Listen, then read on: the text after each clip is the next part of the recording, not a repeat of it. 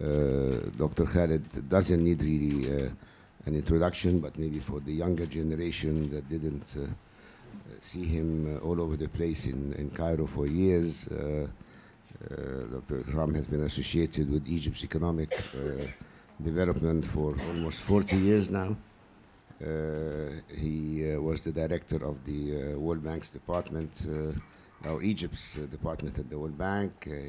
He has been a consultant for a number of institutions, including the World Bank, the Asian Development Bank. Can you speak up? Can you speak up or make sure that it's on? It's not on. The USAID, OECD, UNDP. I mean, you can list a very long list of leading international and private institutions. But most importantly, he's the author of Egypt Economic Management in a period of transition. This was in '81. And also author of the Egyptian Economy 52 to 2000, Performance, Policies and Issues 2006. And very lately, and this is the topic of the day, the Political Economy of Reforms in Egypt, Issues and Policy Making since 1952. So he's really walking us through this very difficult decades that you've been through, with its ups and downs, its successes and failures, and he will be casting light during his talk on the issues that he sees are of relevance and what would be the lessons to be learned. So without further ado, I'll give the floor to Khalid Ikram. Thank you very much, Omar. Do I sit down? Do I stand? Or sit down is fine. Thank you very much for inviting me here. And it's such a pleasure to see so many old friends among the group. I've been to many meetings of the ECES. هذه المايكس بتاعتك مش مظبطة. مظبوط.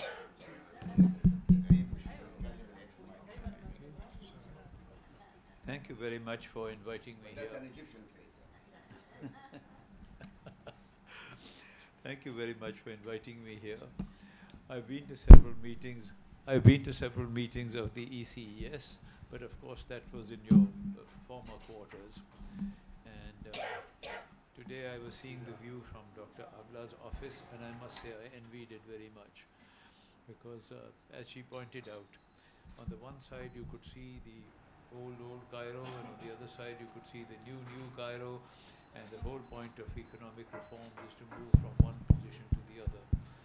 And You need to get the mic closer to your mouth, otherwise I will not be able to translate. oh, thank you. I'm not very much used to having a mic in my hands.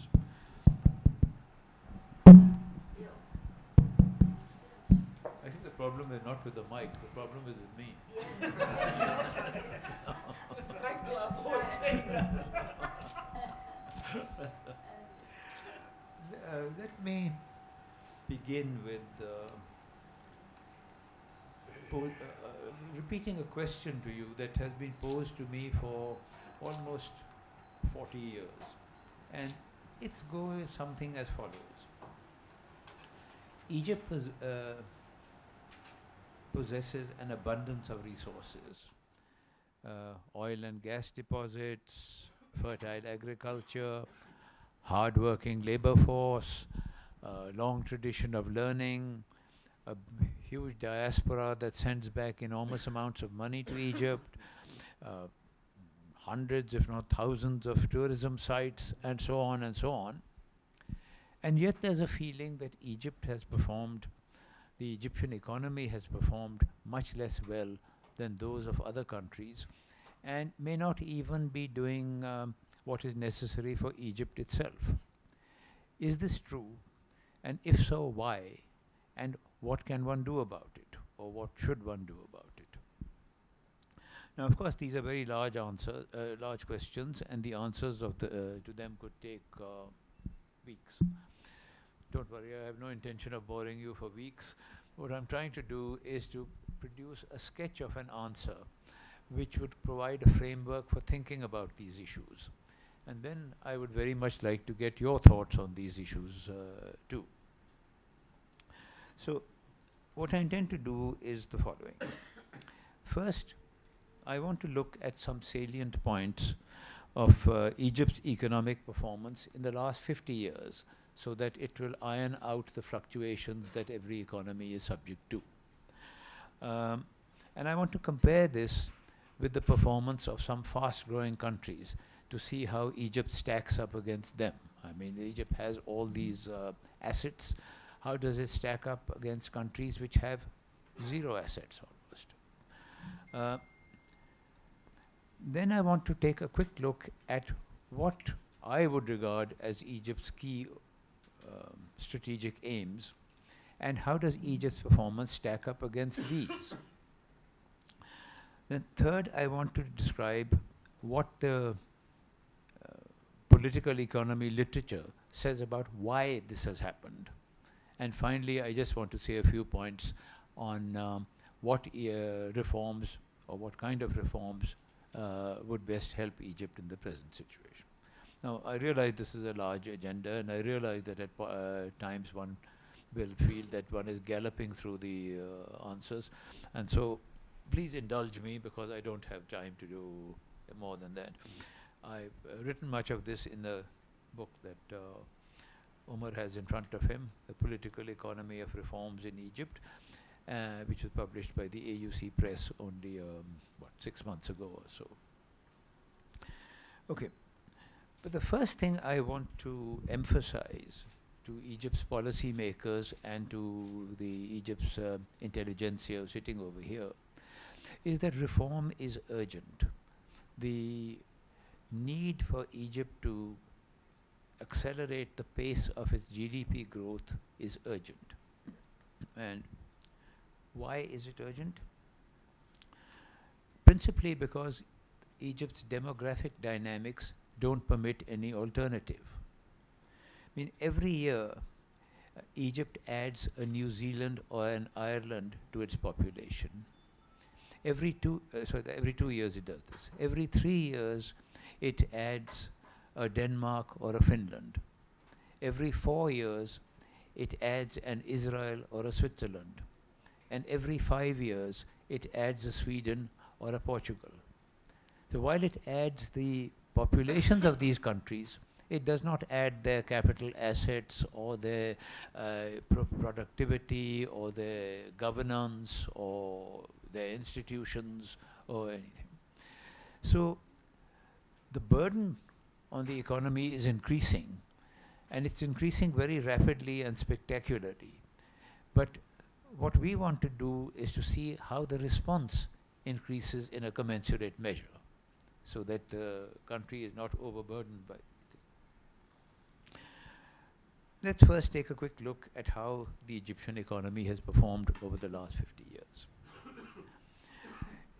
Starting from the period 1965 to 2018, the GDP of Egypt in real terms, adjusted for inflation, increased at an average annual rate of 4.6%.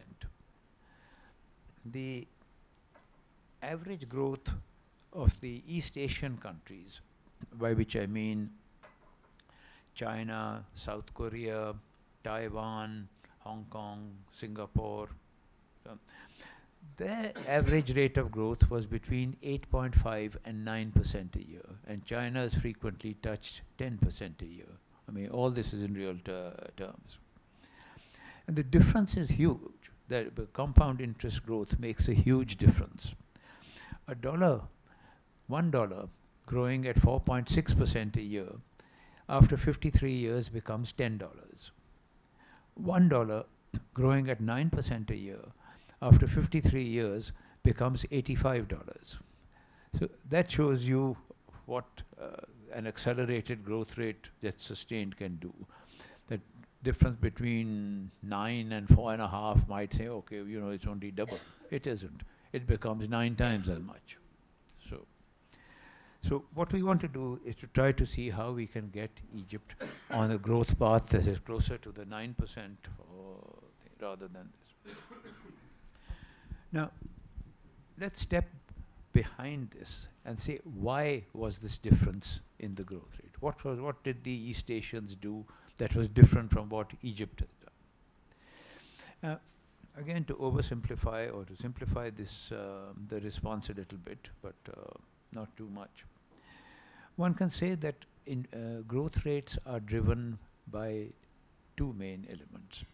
One is investment, that's capital formation, and the other is what economists call total factor productivity, which is just a fancy way of saying how efficiently do you combine the factors of production such as capital and labor in use. I mean, how effectively, how productively, how efficiently do you use them. The East Asian experience was that over this period of rapid growth, they invested on average something like 35% of their GDP. China invested more than 40. Excuse me. Egypt's investment rate over these 53 years was close to 19%. The secondly, how much did productivity growth contribute to the GDP growth? For the East Asian countries as a whole, it was about 25%. For China, it was a little more than 30%. For Egypt, if it contributed anything, it was well below 10%. So the point is that the difference in the growth rates is because A, Egypt is investing much less than these countries, and B, it's using this investment less productively, less efficiently than these countries. Now, one could perhaps step back a little further and say, why, for example, was Egypt's productivity growth less than, or so much less than these countries? One is that, of course, Egypt was investing less, and technical progress comes embodied in physical capital, and Egypt was just creating less physical capital. But I think the other factor is a more intangible one. It's deals with the development of human resources, which is the other big factor contributing to. And I think here one has to go back to the model of development that Egypt first explicitly and now sort of implicitly has been following. And this model, since at least the 1960s, I mean, when with Arab socialism, was that the regime promised, and successive regimes promised, all kinds of goodies, subsidized food, controlled rents, redistributed land, free education, free health care, subsidized transport, and so on and so on. I mean, I don't need to run through the list. Now, at the same time, this the compact, the contract, was that we will not burden the population by raising taxes too much. So now what happens is that these are excellent social goals. But the point is that if your population is growing fast and you're not going to mobilize taxes, and the population keeps on expecting these goodies, and in fact when it looks around you itself, and it looks at its television screens and it sees what other countries are doing, its expectations keep increasing. Something has got to give. You cannot keep on enlarging the cake without the resources. So what tends to give is quality. I mean, everybody knows what happened to the 5 piastre Beladi bread. I mean, that's a spectacular instance of deterioration in quality. But this deterioration has also happened elsewhere, and it's happened in the education system. I mean, Egypt's literacy rate, even ignoring quality bits, is about 73%. Now, let me remind myself, Malaysia's is 93%, China's is 95%, Turkey's is 96%, and South Korea's is 100%. So this is just on sheer numbers. Then if you look at the elements that contribute, elements of education that contribute to economic growth. You have, again, Egypt doesn't do very much, doesn't do very well in that. Let me just cite you a few figures. On standardized tests for mathematics, for science and mathematics, Egypt scores, the most latest figures were Egyptian students scored on average 27 for science and 25 for mathematics, compared with world averages of 43 and 41. The World Economic Forum, in its latest report, ranked Egypt 94th out of 137 countries in technological preparedness and 109th in innovation. I mean, as the Nobel Prize winner Paul Krugman put it, he said the growth was due to perspiration, not innovation. And this, I think, is an almost inevitable consequence of the development model that has been followed. I mean, which is that we'll give you the goodies and you don't create political problems. The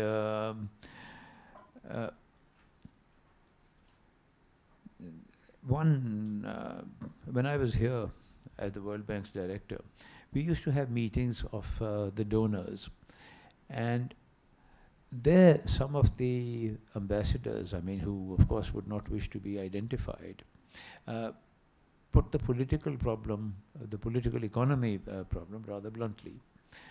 I recall that one of them said that the Romans had adopted a strategy of bread and circuses in order to perpetuate their rule. Keep the population fed, keep the population amused, and the population won't make a nuisance of itself. He said for that Egypt has substituted a policy of bread and surveillance. Keep the population fed with subsidized bread, keep the population under police surveillance, and it will behave itself. But neither of these is a formula for economic growth. The Romans got their economic growth by aggression. I mean, you know, keep on adding colonies and you can get access to other resources. Egypt, fortunately, has not followed this path. So Egypt has to meet the population's requirements through its own resources, through its own efforts, through its own.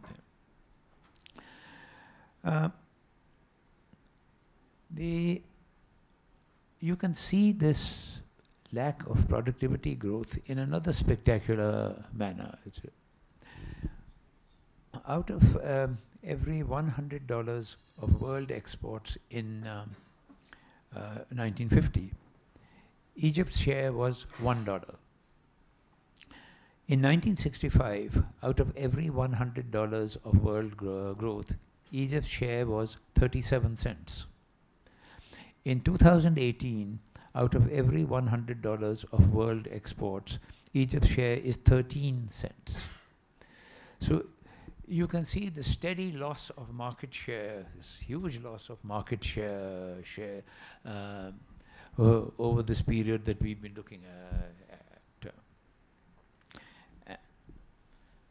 Okay. Now, how much of this is due to external factors and how much of this is due to human agency? How much of this is due to policies that should have been different? I think on the export side, much of the failure is due to to Egyptian policymakers not having grasped what I might call a philosophical point. The philosophical point is this: the feeling among policymakers, not just in Egypt but in many other countries also, but I'm talking specifically of Egypt, the feeling is that the country can be internationally competitive only in items that are based on raw materials that are indigenous to Egypt. That's why you have the dominance of cotton and its derivatives for such long period, and you have then the dominance of oil and its products after the oil fields were recovered from Israel. What the East Asians understood, sorry, let me put it differently. If you were asked, what does the Japanese economy, the South Korean economy, the Singapore economy, the Hong Kong economy, the Taiwan economy have in common? A good answer would be zero natural resources and hundreds of billions of dollars of exports. They understood that a very vigorous export drive could be based on imports. So if I am going to sum up what is called the East Asian miracle in 3 sentences, it is: first, they imported raw materials and semi-finished goods. Second, they added value to it through a technically trained labor force. And third, they exported it at a competitive exchange rate. This is the East Asian miracle. Now, you can see the difference in attitude. In Egypt and in many other countries, the exchange rate is considered almost a symbol of manhood. I mean, every time one talks of devaluation or depreciation, there's panic and screaming in the streets. Maybe for good reason, but let me come. In the East Asian countries, it's the United States which is beating up on them to revalue, to appreciate the exchange rate, because these people have understood that if you're going to sell, you better be price competitive and quality competitive. When I was here, I used to plead with the government that, sure, the World Bank gives you advice, the IMF gives you advice, the Islamic Development Bank gives you advice, your own economists give you advice. But most of that advice is coming out of the same textbooks. What you need to do is to go and sit with the businessmen who've made these exports in East Asia. Please, please, please, let me take you to Korea, let me take you to Malaysia, let me take you to these places. And you sit with the government for 1 or 2 days, and then you sit with the businessman for 2 or 3 days and see what was it that made them export in such a spectacular fashion. You learn more from them than you learn from me or than you learn from a book. I must say that I was successful on only one occasion, and that was, I guess, after the World Bank meetings in Hong Kong. I managed to take Gamal Mubarak and Atif Ebaid to Malaysia, where I made them sit with my friends in the government of Malaysia and businessmen in Malaysia. And they came back and they said, you know, this was an eye-opener, this was a revelation, this was this, that, and the other. So I said, Atif, are you now going to put these policies in your plan? And his answer in a roundabout way was, Inshallah, Bukra. So what I'm saying is that advice only goes so far. I mean, it's actually to Egypt which has to do the implementation. And I'm looking to all of you to put the pressure to urge the implementation. I remember that when the 6th five-year plan in Korea was being made, I was involved in it, and I was amazed at the pragmatism of these people. I mean, I should tell you that I spent 14 years in the Pakistan Planning Ministry, so I mean, the planning ministries are a second home to me. But when I was working with the Korean Planning Ministry, I was astonished at their pragmatism.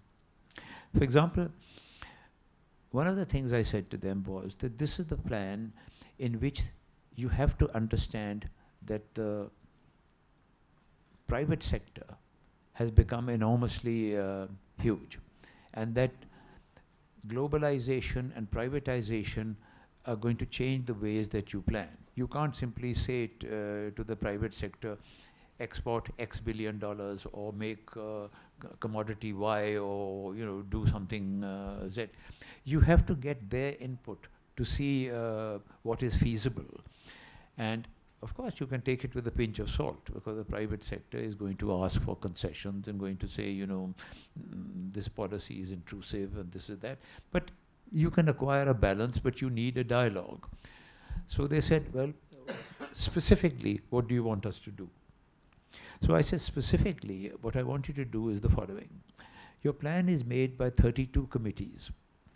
What about making the chairman of these committees from non-government sources, from think tanks, from universities, from private industry, from whatever, and half the composition of the committee should also be non-government. The Deputy Prime Minister, Kim Man-jae, said to me, he said, you know, that's a good idea, but unfortunately our law says that the chairman have to be government officials. So I said, well, think about it, because your plan will have no credibility with the sector that is supposed to deliver the employment, the exports, and the production. So he said, I'll think about it. 2 days later, he telephoned me and he said, we've thought about it, and there's nothing in the law that says that the co-chairman can't be from outside the government. So we'll appoint the co-chairman from outside the government and let them run the meetings.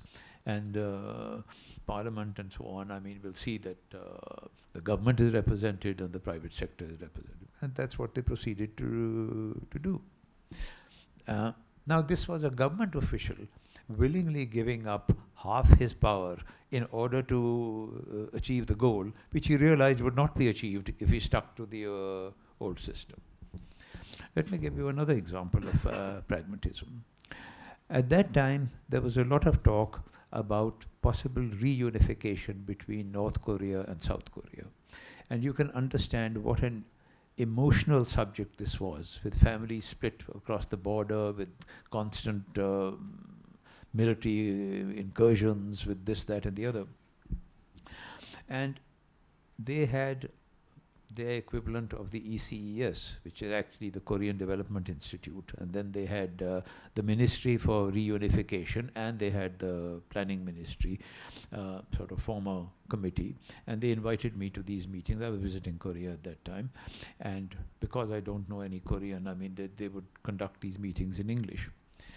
But I generally kept my mouth shut because I didn't know, I mean, much about the political issues over here. But at one point I said, look, why don't you look at the reunification of East and West Germany? Because it so happens that the population of North Korea is exactly the same amount as the population of East Germany, and the population of West Germany is pretty close to that of South Korea. So they said, well, get us some literature and some information on this subject. So I went to Bonn and I got the literature, and I came back and I gave it to these people. And they were stunned. They said that the price of unification was $60 billion a year, largely because West Germany had agreed to exchange the East German mark on a one-to-one basis, although, I mean, the East German economy was much less productive. So somebody said, well, you know, we don't have to do that. And somebody else said, but, you know, politically, how can we not do that? How can we tell the North Koreans that you are now Koreans, but you are inferior Koreans? So then they did some arithmetic and they said, we can't manage this. So they changed the slogan from reunification to normalization and then reunification. And what this meant was that initially we will arrange for soft borders, for families to meet, but a lot of investment by South Korea into North Korea and getting North Korea to join the World Bank, the Asian Bank, the IMF, and so on, and getting funds from there. And when the difference in per capita incomes had narrowed and the cost of reunification would be less, then we will go in for reunification. Now again, I mean, to me, this struck me as practical sense overcoming emotion. That, I mean, well, they were dying for reunification. They understood that they couldn't afford it in that thing, or that the price would be too high. Now, I'm sorry for this long digression, but I did want you to see that life and planning and economic development involves a series of compromises. And it's only you who can decide what these compromises could be.